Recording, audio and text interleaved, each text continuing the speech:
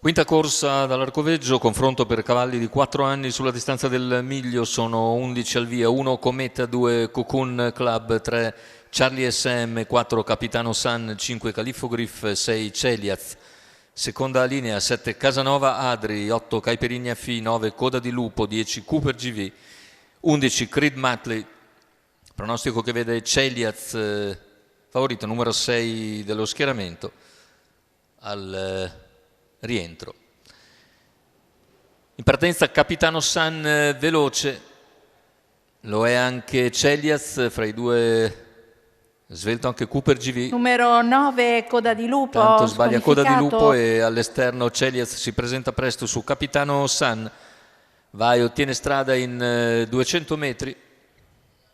15,4 per il primo parziale all'esterno. Numero 5 Califfo Griff squalificato. Numero 2 Griff e quella di Cocoon Club, mentre all'esterno si fa luce Cooper GV che cerca di farsi spazio in corda dopo 400 metri.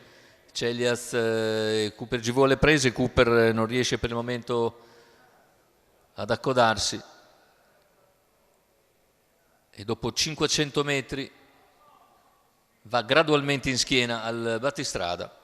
Intanto 600 in 45,5 per Celiaz, che davanti alle tribune ha in schiena Cooper GV, mentre all'esterno in terza ruota avanza Casanova Adri dopo aver superato Creed Matley. A largo c'è anche Caipirinha Fi, intanto un minuto buon abbondante il passaggio agli 800 e chilometro che se ne va nell'ordine dell'1:14,7.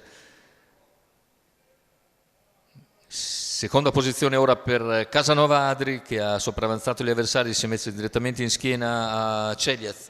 400 alla conclusione, Celiaz in vantaggio su Casanova Adri. Cooper GV in terza posizione, si attacca all'ultima curva, Cooper in calo, avanza invece Caipirinha Fi che va su Casanova Adri.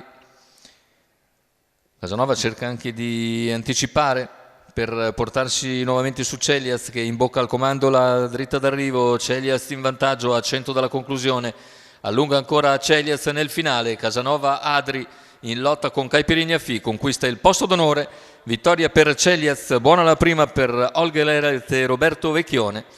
Secondo posto per Casanova Adri, al terzo finisce Caipirinha Fi. 1:14,5 il ragguaglio conclusivo, 32 a chiudere, ma in totale scioltezza per Celiaz, che rientrava appunto con il nuovo training di Holger Ehlert. Roberto Vecchione in sediolo per conto del signor Leonardo Vastano.